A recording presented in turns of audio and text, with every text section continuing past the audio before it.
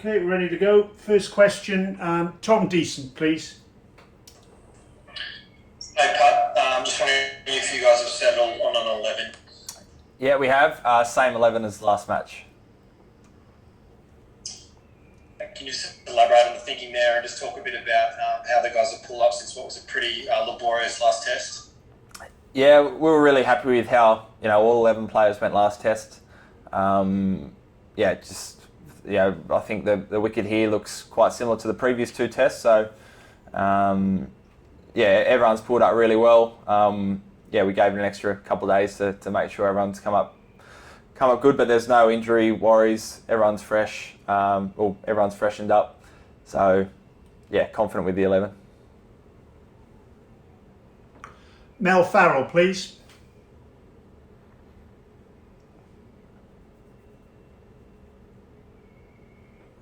Hello, Mel. Sorry about that. Hey Pat, just you say you think the pitch. Do you think it just sort of looks similar to how it played in the last test, or what else do you know about this pitch and the expectations of what it's going to be like? Another tough one for the bowlers. Yeah, it looks quite similar. It's not a lot of grass on it. I think it's had quite a lot of traffic throughout the PSL on it as well. It seems hard, but I can't see it being too much different from the other ones. We feel like we've got all bases covered if needed for reverse swing or spin later in the game. And just if I can ask one more, bearing in mind that now we are at the decider, and you've been in some good positions certainly in the last test. How do you approach it differently? Just a matter of taking the chances, or are you going to look at some different tactics, particularly I guess in how you use your bowlers? No, I think what's been clear, especially this week, was I think the way we've gone about it is the right way. I've been really happy with how everyone's gone about their own work, the tactics. I think it's just a matter of taking those chances. I think wickets are at a premium in this series, so you can't afford to drop too many chances. We created more than 10 chances. We just unfortunately didn't take it. So that's going to be the challenge this week. But I think nothing changes the way we've gone about it. It's proven that I think it's the right method. Channel 7 Sydney, please. Pat, Andrew McKinlay, just a supplementary one then to Mills. Does that mean that you've got the same 11, basically the same bowling plan, and it's just a case of execution to complete a 1-0 series victory? Yeah, essentially. Yep.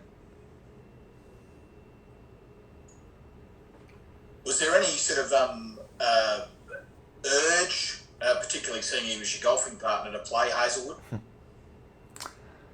I think only having two quick bowlers, I think reverse swing's going to be the biggest factor, and I thought the way Starkey played last game was fantastic. 3 wickets in the first innings, so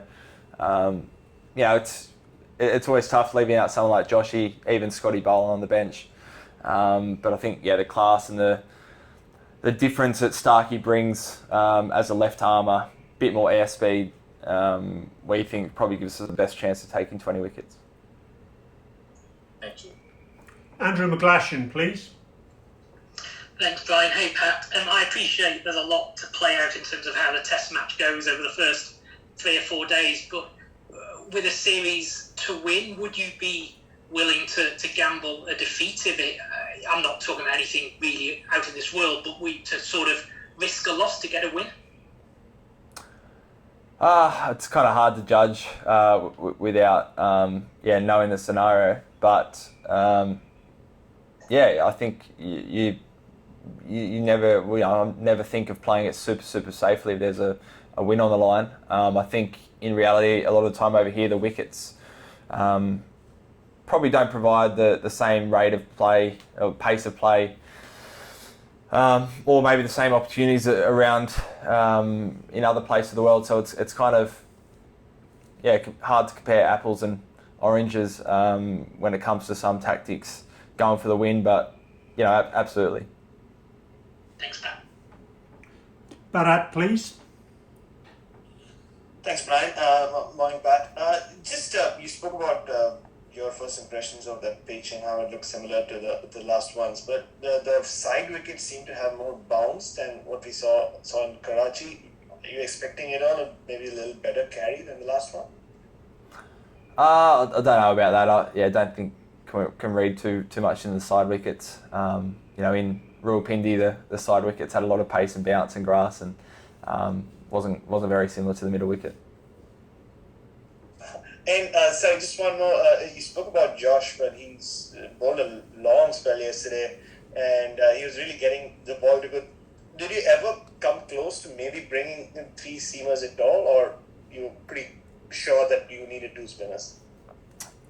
Yeah, I think we needed 2 spinners. Of course, bounced a few different options around, but we thought, this is our best 11. I think it was good enough last week. We just didn't quite get over the line, but it's always a pretty lucky situation to be in, leaving someone of Josh's class on the bench. Thank you. Andrew Ramsey, please. Thanks, Brian. Hi, Pat. Both you and Andrew McDonald have spoken sort of throughout this tour of this being like a 15-day match almost. I'm just wondering what that sort of means and what it looks like. Does that mean you just have to be conscious of not letting it get away from you at any stage and hoping that eventually the sort of efforts pay off, or is there something that I'm missing in that conversation? Yeah, I think when we speak about a 15-day, test match, it's short turnarounds, 3 days last test, 4 days this test, and there's a lot of draws over here in Pakistan, so we're used to playing in Australia, other parts of the world where there's always results more often than not, whereas here, opportunities might not present themselves every day. It's about holding on. We had a small opportunity, a good opportunity last game. Didn't quite get it, so it goes to this last game. But I think it's a matter of holding on until a couple of those opportunities throughout those 15 days spruik up. Mel Farrell, please.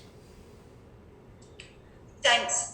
Hey, Pat, just with the 2 sort of frontline seamers in there, just wondering if you can talk a little bit about Cameron Green and the sort of way he's been managed and used throughout this series as the least experienced bowler as well. Just have you seen him learn particular things throughout this, and do you see him maybe having to perhaps take an even bigger role perhaps and bigger responsibility in this final crucial test? Yeah, I've seen him grown as a bowler, as a player in general. He's never experienced pitches like this before. He's never really bowled with reverse swing before. So for him to be able to develop quickly on the bigger stage has been exciting to watch. I think there's certain moments within, the 80 overs of a ball where pace bowlers aren't going to be as effective, and there's other times when the ball's reverse swinging where you've got a real role to play. So, I think if he's on, it's for a real purpose. It's to have impact with a reverse swinging ball, or perhaps to use his pace and bounce for some short bowling to try and create something. But I think over here, if it's just bowling for the sake of it, I think we got some great spinner options that will mean that we can keep Greenie fresher for the other times. We've got time now for 4 more questions. Mohammed Yusuf, first of all, please. Back to the hot weather is going hotter and hotter. Can this affect your performance? We're used to playing hot weather. It's certainly, it is hot here. It's probably the hottest of the 3 venues. I guess the good thing here is spin bowlers bowl a lot of overs. So if we need to take a bit more time as fast bowlers, we will. All the players are super fit. It's a big match, so it's hot, but it's nothing we haven't experienced before. Moazem Ahmed, please.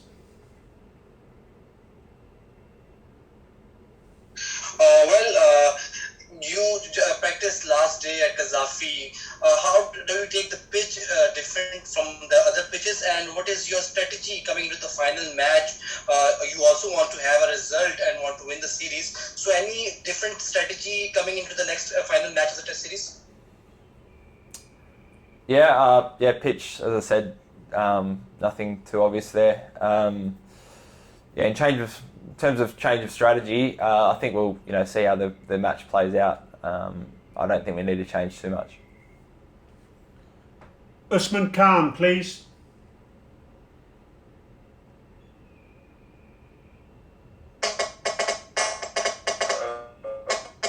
If you were the world number one test bowler right now, and seems like you and some other Australian quicks are struggling and trying too much with the ball, don't you think that Pakistani batsmen brilliantly all of your bowlers, or you think that your bowlers try too much with the ball? I wouldn't say we've tried too much. Not at all. I think the Pakistani batters have batted quite well. I've been really happy with how all our bowlers have been going. Waheed, please.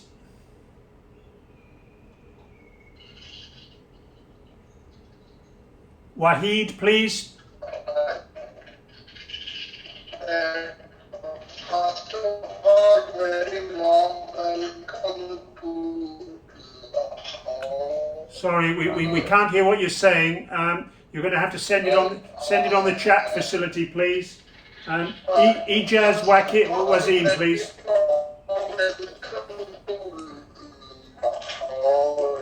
My question is, are you planning any? Can't hear you, sorry. Sorry, we can't hear you. Use the chat facility, please. Ijaz Wazim, please. Skipper, my question is, a few months ago, Australia beat England 4-0, and now Pakistan, you played 2 test matches, and Australia could not win so far one match. So, is it Pakistani resilience is a big factor, or dead pitches are a big factor? I'd say it's a bit of both. It's very different cricket here to playing in Australia. A lot of those matches in Australia were over in kind of 3 days. There was lots of wicket-taking opportunities.